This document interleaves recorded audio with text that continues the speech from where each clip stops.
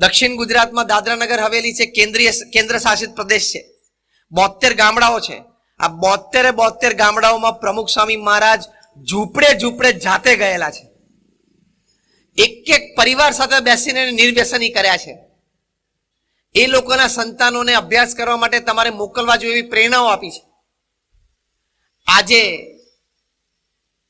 એ ઘણા બધા ગામડાઓમાં એટલી બધી સંસ્કૃતિ આવી, એ લોકો પોતાના ફળિયામાં તાળનું ઝાડ ઉગાડે, એમાંથી તાળી નામનું આલ્કોહોલિક ડ્રિંક બનાવે અને રોજ સાંજે 7 વાગે એટલે ઘરમાં નાના છોકરા ભાઈ બધા પીવે, બધા ગાંડા થાય.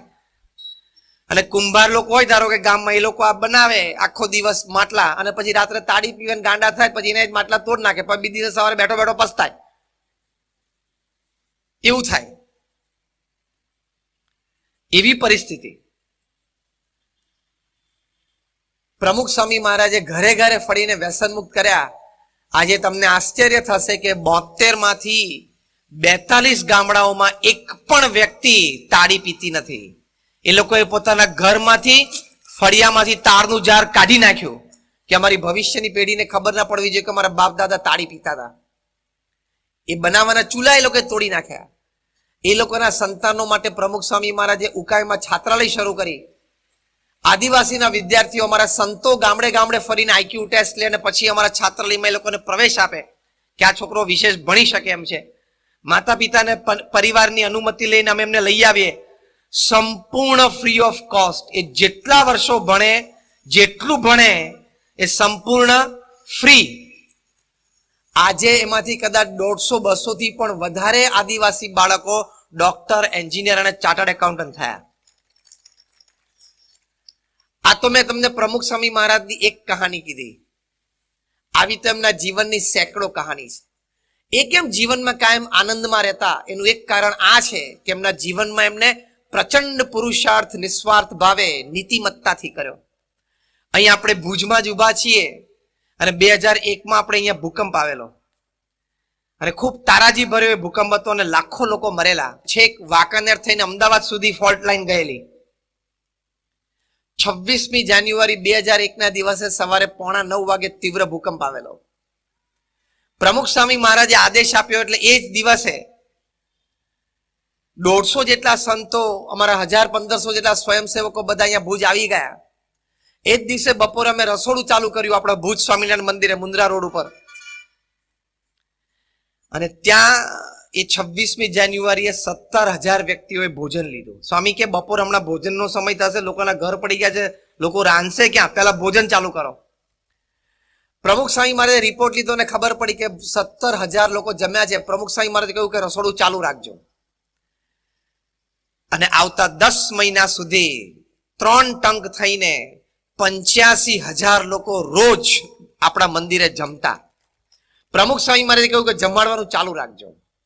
અને ચોથા દિવસે 30મી જાન્યુઆરી 2001 ના દિવસે, એટલે કે ભૂકંપ થયો એના 100 કલાકની અંદર પ્રમુખ સ્વામી મહારાજે 800 ટનનું જહાજ મુંબઈથી મુન્દ્રા પોર્ટ ઉપર મૂકી દીધું. 800 ટન જીવન જરૂરિયાતનું મટીરિયલ. અને અમે સંતો અને સ્વયંસેવકોએ 509 ગામડાઓમાં એનું વિતરણ કરેલું. એ વખતે અમારા રિલીફ કેમ્પમાં એ વખતે સ્વિટ્ઝરલેન્ડની અને સ્વિસ બધી જર્મન ટીમ્સ પણ આવતી, ઇઝરાયલ ટીમ્સ પણ આવતી. તો એ વખતે અમારા કેમ્પ પર ઇઝરાયલની મેનેજમેન્ટ, ડિઝાસ્ટર મેનેજમેન્ટ ટીમ આવેલી. એના મિસ્ટર શોલમ મુખ્ય હતા. એ લોકો મોબાઈલ આઈસીયુ લઈને આવેલા. આપણું શાસ્ત્રી મેદાન છે ને, ત્યાં મોબાઈલ આઈસીયુ ઊભું કરેલું. ત્યારે આપણે પહેલી વખત બધાએ જોયું કે આઈસીયુ પણ મોબાઈલ હોય. પછી મિસ્ટર શોલમ છે અમારા કેમ્પ પર આવે. દરેક કેમ્પ પર ફરતા હતા કે કઈ કઈ સંસ્થા કેવું કામ કરે છે. અમારા કેમ્પ પર આવે કે તમે ગરમ ગરમ ભોજન આપો છો, બાકી આવે પરિસ્થિતિમાં તો અનાવૃષ્ટિ, અતિવૃષ્ટિ, ભૂકંપમાં તો ફૂડ પેકેટ હોય, 4 થેપલા 2 મરચા સીલ કરીને આપવાના જ હોય બધાને. અને ખોટું નથી, વ્યવસ્થા એ જ હોય કે તમે 5 આઈટમનું ગરમ ગરમ ભોજન રોજ આપો છો. આ કોનો વિચાર છે? અમે કહ્યું કે અમારા ગુરુ પ્રમુખ સ્વામી મહારાજનો વિચાર છે. It's okay. પછી બીજું કઈ મેં કહું અમે રિલીફ કીટ આ બનાવી છે. તો રિલીફ કીટ એમને કહ્યું કેન આઈ સી ઇટ? મેં કહ્યું યસ, ફીલ કમ્ફર્ટેબલ. જો એટલે એમણે બધું મટીરિયલ બહાર કાઢ્યું. એટલે 4 વ્યક્તિઓ માટે એક જોડી કપડાં, માતા પિતા ભાઈ બહેનના 4 જણાના એક જોડી કપડાં, એ 4 જણાના પરિવારને 1 અઠવાડિયું ચાલે એટલું રાશન, એ બધું એમણે જોયું તો રાજી થયા. પછી અંદરથી નેલ કટર નીકળ્યું, હેર ઓઇલ નીકળ્યું અને કાંસકો નીકળ્યો. એટલે મિસ્ટર સોલમને તો અત્યંત આશ્ચર્ય થયું. What is this? મેં કહ્યું this is a nail cutter. તો કે તો મને ખબર છે, હું એમને ગાઈડ કરતો હતો એ વખતે. તો કે કેમ નેલ કટર? મેં કહ્યું અમારા ગુરુ પ્રમુખ સાંઈ મહારાજે કહ્યું કે 4-5 દિવસથી ભૂકંપ થયો છે, 8-10 દિવસ વીતી ગયા, તો એ લોકો પાસે નખ વધી ગયા હશે ને, તો ખાતી વખતે એમને નખ નડતા હશે, માટે આપણે એક નેલ કટર મૂકો. અમે સંતોએ કીધું સ્વામી રિલીફ કિટમાં, રાહત કિટમાં નેલ કટર હોય નહીં. સ્વામી કે ના આપણે મૂકો. અમે સંતો કીધું સ્વામી અહીંયા ઘણા બધા તો ગામડાઓમાં નેલ કટર, આજથી હું 20 વર્ષ પહેલાની વાત કરું, જોયા પણ નહીં હોય, અને જે ભગવાને કુદરતી નેલ કટર આપ્યા છે ને એ જ વાપરતા હશે. સ્વામી કે ના મૂકો. સારું મૂક્યું. સ્વામી કે લોકોને આટલા દિવસથી ભૂકંપ આવ્યો છે ને, તો નહીં નાવા ધોવાનું નહીં થયું હોય, સ્વાભાવિક છે, પાણીની વ્યવસ્થા ન થઈ હોય તો આપણે માથામાં નાખવાના તેલની શીશી મૂકો. તેથી લોકો માથામાં જરા તેલ નાખે ને કાંસકાથી વાળોડે ને તો એમ જરા એને ફ્રેશ લાગે, એમ લાગે કે ભાઈ આપણે જરા ફ્રેશ થયા. વળી બાપાનો બહુ આગ્રહ તો મૂકી. પછી એમને લાગ્યું કે આ ફોન જો લાંબો ચાલશે ને તો આ કીટ આખી ઘર વખરીમાં ફેરવાઈ જશે.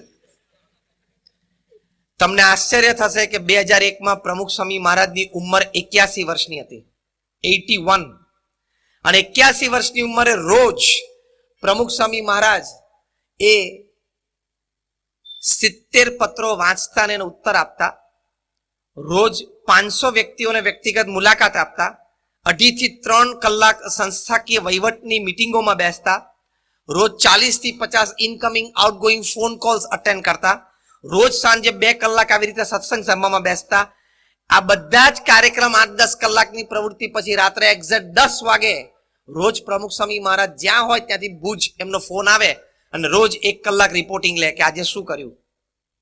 એટ ધ એજ ઓફ 81, હા, 81 વર્ષની ઉંમરની આ વાત કરું છું એમની.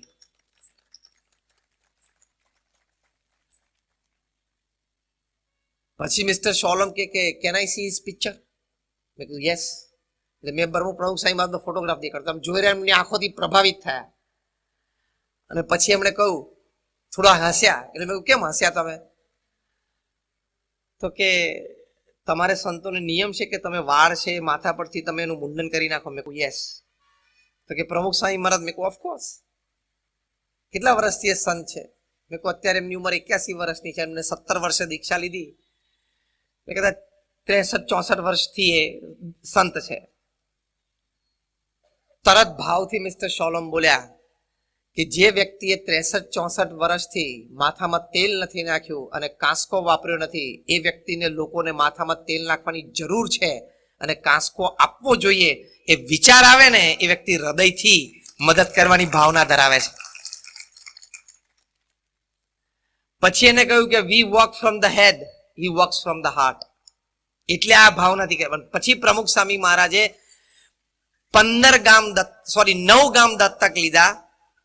અહીંયા કચ્છ જિલ્લામાં અમે 9 ગામ BAPS દત્તક લીધેલા અને 1500 ઘર બાંધી આપ્યા. આ ઉખડમોરા ને બધા ગામો હતા, પછી એનું નામ યજ્ઞપુરુષ નગર ને બધું, જીવાપર ગામ હતું, ઉખડમોરા ગામ હતું, આ બધા અમારી સંસ્થાએ દત્તક લીધેલા. અને 1.5 થી 2 વર્ષમાં અમે બધા 2003 સુધીમાં ગામો ગામ બધા બાંધી આપેલા. બીજા 42 ગામોમાં અહીંયા કચ્છમાં પ્રમુખ સ્વામી મહારાજે કાં તો રસ્તો બાંધી આપ્યો, કાં તો પાણીની ટાંકી બાંધી આપી, કાં તો પ્રાથમિક શાળા માટે 2-3 ઓરડા બાંધી આપ્યા, કાં તો પબ્લિક હેલ્થ સેન્ટર PSC બાંધી આપ્યું. આટલી નીતિમત્તાથી પ્રામાણિકતાથી કામ પ્રમુખ સ્વામી મહારાજ કરતા. તે વખતે બધા દાતાઓ જે BAPS દાન આપતા એ કહેતા, આમ તો પૂર્વ એક પ્રધાનમંત્રી શ્રી ભારત વર્ષના હતા, એ કહેતા કે અમે દિલ્હીથી કેન્દ્ર સરકારમાંથી 1 રૂપિયો છોડીએ તો એકચ્યુઅલ લાભાર્થી સુધી પહોંચતા 15 પૈસા થઈ જાય છે. એવું આપણે એક પ્રધાનમંત્રી શ્રી બોલેલા. આ વાતને ટાંકીને BAPS સંસ્થાને દાન આપનારા લોકો કહેતા કે અહીંયા પ્રમુખ સ્વામી મહારાજ અને એમની સંસ્થાને સંતોને સ્વયંસેવકો નિસ્વાર્થ ભાવે નિઃશુલ્ક સેવાઓ આપે છે, એટલે અમને પ્રતીતિ છે કે પ્રમુખ સ્વામી મહારાજને 1 રૂપિયો આપીએ, એકચ્યુઅલ લાભાર્થી સુધી પહોંચતા 1.25 રૂપિયો થઈ જાય છે. પ્રમુખ સ્વામી એમાં 25 પૈસા ઉમેરે છે. તો જો આવી રીતે તમે જીવનમાં કામ કરો ને તો તમને આનંદ આવે. પ્રમુખ સ્વામી મહારાજને 1991માં હરકિશનભાઈ મહેતાએ મુંબઈમાં પૂછેલું કે તમારા જીવનમાં કોઈ દુઃખનો પ્રસંગ? પ્રમુખ સ્વામી મહારાજે કહ્યું કે કોઈ પ્રસંગ નથી, બધા જ પ્રસંગો આનંદના છે. પ્રમુખ સ્વામી મહારાજના ભવ્ય સન્માનો પણ થયા છે પૃથ્વી ઉપર. કેનેડા, બ્રિટિશ, કેન્યન પાર્લામેન્ટમાં સ્ટેન્ડિંગ ઓવેશન, 40 સિટીઓની કી ટુ ધ સિટી અમેરિકામાં મળી છે, અને સામે અજ્ઞાત લોકોએ કોઈ ગેરસમજથી એમનું મોઢામોઢ અપમાન પણ કર્યું છે. આ બંને પ્રસંગોમાં અમે પ્રમુખ સ્વામી મહારાજને બહુ જ સ્થિર જોયા છે. પ્રમુખ સ્વામી મહારાજ કહ્યું બધા જ પ્રસંગ આનંદના છે. અને આ પ્રસંગ આપણને પૂછ્યો કે તમારા જીવનનો કોઈ દુઃખનો પ્રસંગ, તો તમે શું કહો? ગઈકાલનો એક કહું,